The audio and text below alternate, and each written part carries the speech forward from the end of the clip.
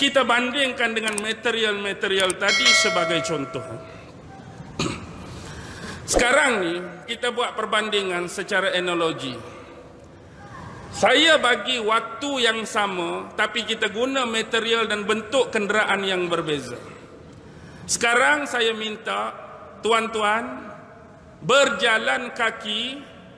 Ikutlah tuan-tuan nak pergi arah mana. Tuan-tuan nak pergi ikut selatan ke, utara ke, barat ke, timur ke. Tuan-tuan nak mula di mana pun tak kisah. Saya tiup whistle 0.00 prit. Start 1, 2, 3. Tuan-tuan berjalanlah. Dalam masa 30 minit, agak-agak berapa jarak yang boleh saudara capai? Bukan nak tepat, anggap pun tak apa. Kita berjalan 30 minit, berapa km boleh buat? Lebih kurang pun tak apalah. 5, okeylah. Abang ni kata, setengah jam kita boleh capai 5 km jalan kaki. Sampai saja garisan penamat, 5 km, saya suruh pula berlari. Tadi jalan, berlari. Oh, ustaz baru jalan 5 km, nak suruh lari, penat. Bayangkan kondisi kita sekarang, tak ada penat. Anda sentiasa bertenaga. 30 minit seterusnya, lari pula. Berapa kilo boleh capai? Kita double lah. Tadi berapa? Jalan 5, kita double lah. Bayangkan, 10 kilo boleh capai.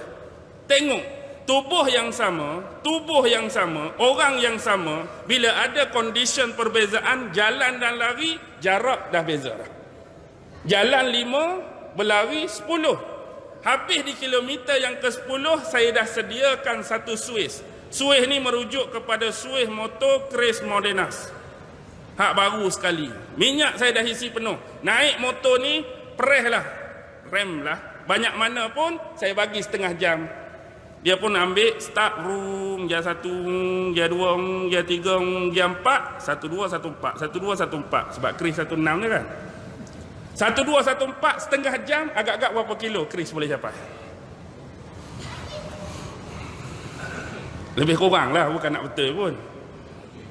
100 kilo abang kata. 100 kilo setengah jam. Berhenti saja motor Chris, satu Swiss lagi saya bagi.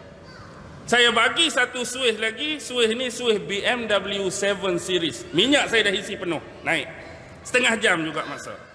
Orang pun tekan. 24, 26.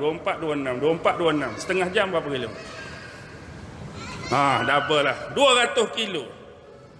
Kebetulan kilometer yang ke-200 betul-betul depan airport Bayan Lepas. Saya bagi tiket naik free, naik kapal terbang. Setengah jam je. Naik kapal terbang, masa 30 minit, agak-agak berapa ratus boleh capai? 400 lebih, abang kata. 400 lebih. Kebetulan Pulau Pinang dia mari pula kok ni sampai di Changi, Singapura. Sebab, kapal terbang Concorde tak boleh mendarat tempat kita. Naik pula Concorde di Singapura. Satu jenis lagi flight, tapi Concorde. Naik setengah jam. Agak-agak kita double lah kan. 900 kilo Concorde boleh capai. 900 kilo betul-betul sampai tempat roket hak Soyuz macam Sheikh Muzaffar mendarat hari tu. Tiket free saya bayar 3 juta. Naik ke atas lah. Tadi mendatar. Ni naik menegak pula. Setengah jam. Agak-agak Soyuz boleh capai berapa ribu. Baik. Poin dia mudah tuan-tuan. Kenderaan yang berbeza, kita mampu capai jarak yang berbeza. Walaupun kata naik kenderaan, tapi motor Chris 100 je. BMW 200 je. Kapal terbang biasa Boeing 450 je. Naik Concorde 900 je. Naik Soyuz mungkin beribu-ribu kilometer dalam masa setengah jam. Ini membuktikan kenderaan yang bawa kita tu mampu membezakan jarak-jarak yang boleh kita capai. Tapi semua material-material ni bentuk material. Tapi kalau bagi suara, kita lepaskan bunyi suara dalam masa setengah jam, agak-agak boleh capai berapa ribu kilo. Kalau kita lepaskan cahaya dalam masa 30 minit, berapa juta kilo boleh capai. Sebab kita bincang konteks cahaya, ni material hak rendah baru ni. Walaupun kita kata, duduk dalam BNDU, ketat aku. Ketat lajunya 24, 26 kononnya. Baik. Malam-malam Lepas kita semayang tahajud ke, lepas kita semayang apa-apa ke, lepas kita berdoa ke, lepas tilawah Al-Quran ke, buka jendela rumah kita. Buka tingkap rumah kita, pandang ke atas. Benda yang paling jelas, paling terserlah malam, apa benda kat langit? Senang, kita tengok tu nampak dia dah. Bulan, baik. Bulan tuan-tuan. Bulan ni, kita duduk di bumi, bulan dia duduk di satu tempat yang berbeza.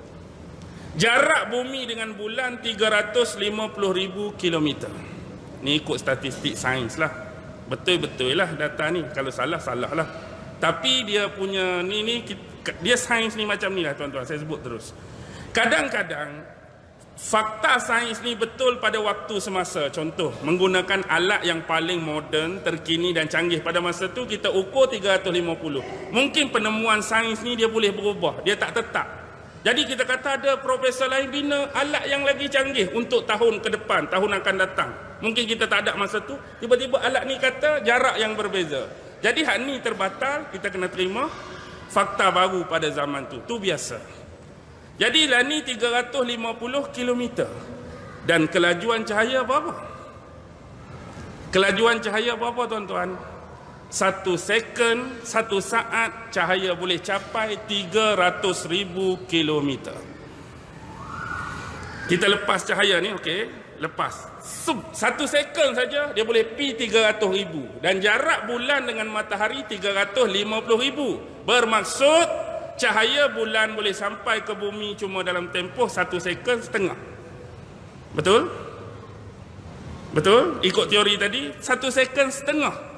Tapi ingat tuan-tuan, cahaya bulan yang kita mampu tengok tu dia bukan waktu lala tu.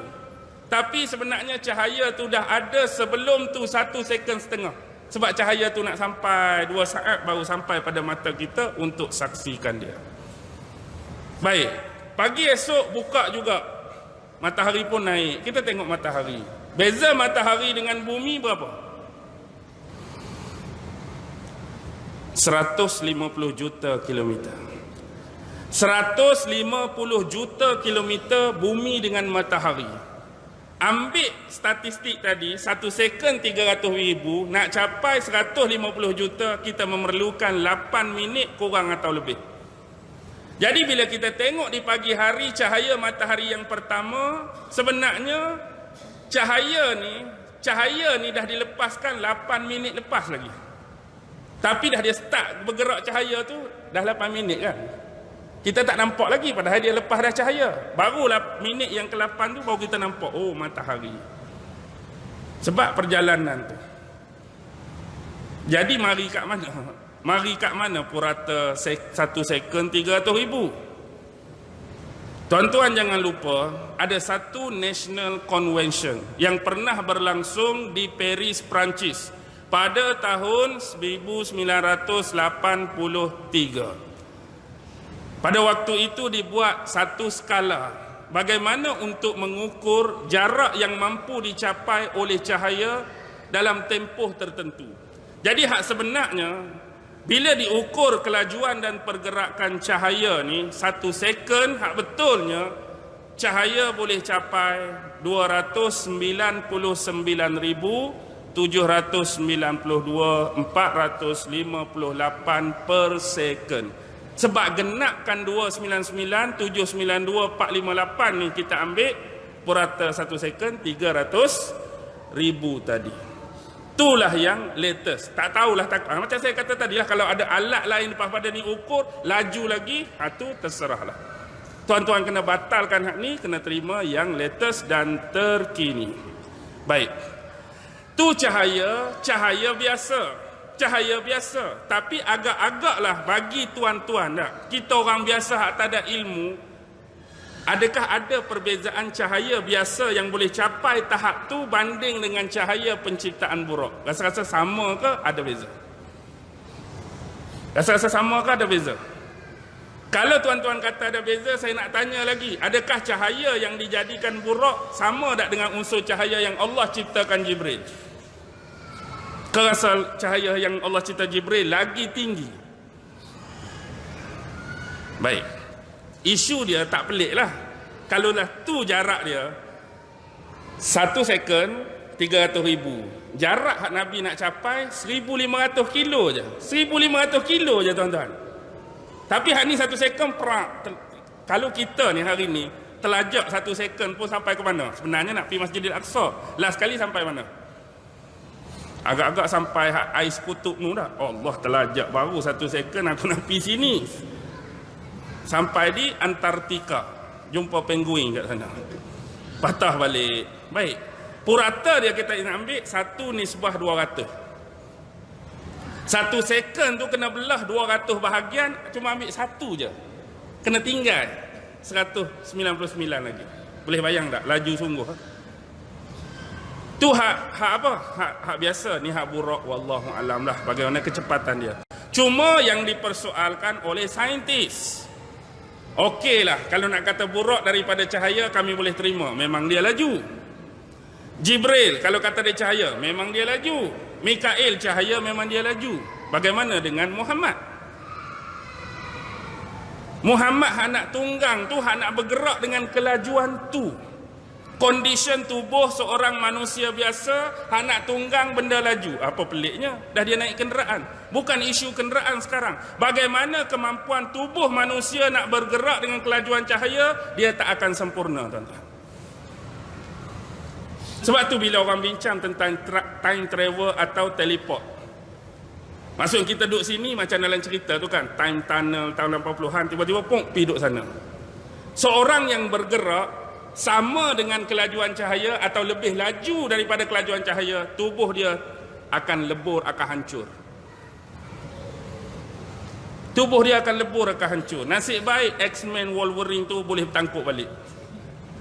Betul tak? Tengok Allah kali nak masa dia nak ambil awet dia tu kan, hancur pergi dekat, oh tangkuk. Nasib baik kalau orang lain mampu keras lama lah. Bagaimana Muhammad boleh stay kekal dengan kesempurnaan walaupun melalui kelajuan tahap itu? Tuan-tuan tak percaya, ambil satu bantal. Contoh paling mudah. Ambil bantal tu sempurna, kemudian ada dia punya apa penutup kita panggil apa? Sarung bantal tu, pegang bucu dia dua atas, biar dia tu ke bawah macam ni. Kemudian tuan hayung kuat-kuat. Hayung kuat-kuat bantal tu, pegang dua bucu. Tadi bantal tu elok, sempurna. Ni tenaga manusia, bukan laju cahaya pun, tenaga tangan kita. Bila bantal tu berhenti, agak-agak sempurna macam tu ke, reyok habis dah.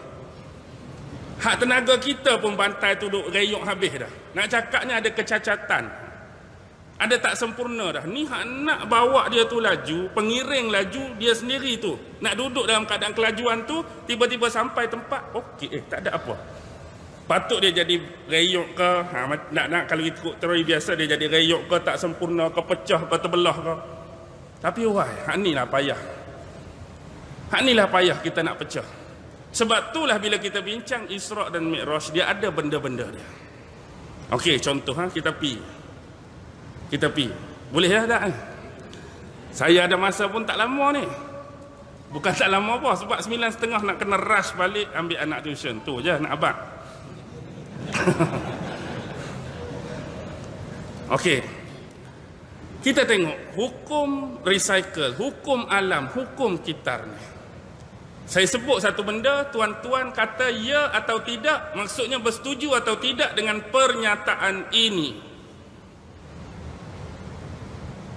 Sebab mendahului sesuatu. Setuju atau tidak? Sebab mendahului sesuatu. Setuju atau tidak? Tuan-tuan boleh ada pilihan. Ada nak jawab ya setuju, ada yang tak setuju pun okey, tak ada masalah. Sebab mendahului sesuatu. Boleh terima atau tidak? Okey, memang sebab mendahului sesuatu. Sebab dalam kejadian apa pun di alam ni, sebelum dia terjadi tu ada sebab dia. Ada sebab dia. Jadi kita nak cari sebab, hikmah di sebalik kesebaban itu memang di luar bidang kita. Tapi nak habaq, sebab mendahului sesuatu. Jangan pening ayat seterusnya. Sebab mendahului sesuatu. Mendahului itu setiap pendahuluan tidak semestinya memunculkan sesuatu. Ni macam ni, mudah. Saya bagi beberapa contoh. Seorang saintis, David Ham. David Ham ni dia buat ujian pada satu tembakan meriam yang besar. Ambil meriam, bubuh peluru, tembak. Bila tembak, dia buat penelitian, benda pertama yang paling awal muncul pada muncung meriam tu apa dia agak-agak? Kilatan cahaya hak mula-mula keluar. Sup cahaya dulu, yang kedua baru bunyi, pom. Yang ketiga baru peluru keluar. Bila dibuat gerakan perlahan-lahan, zap kilauan cahaya, peluru, pom bunyi, baru peluru keluar. Baik, ini bermaksud kilatan cahaya yang keluar itu bukanlah penyebab kepada bunyi pom tu. Kalau tak ada cahaya keluar, tak bunyi ke pom pada meriam? Kalau kata tak keluar cahaya mula-mula, meriam ni awal tak bunyi ni. Sebab tak keluar cahaya ke dia tak bunyi? Adakah cahaya tu penyebab bunyi pom?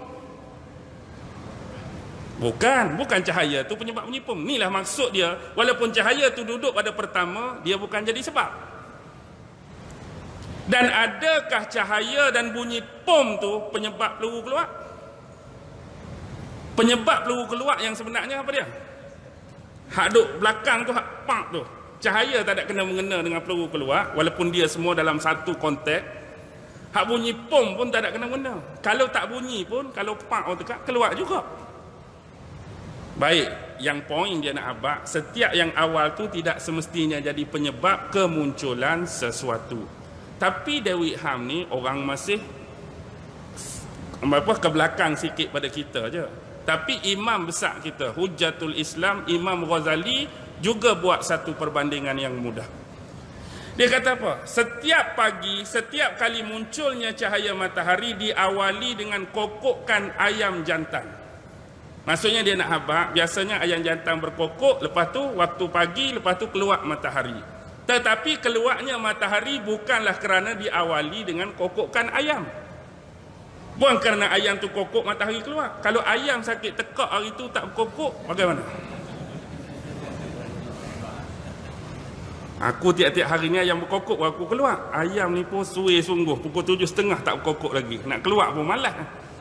Adakah dia duduk tunggu ayam berkokok juga? Dah. Ayam tak berkokok pun dia keluar. Sebab bukan sebab dia keluar tu sebab ayam berkokok, tapi kebetulan. Nak habaknya, hak permulaan tu bukan penyebab pun. Itu kata payah nak cari hikmah di sebalik setiap kejadian.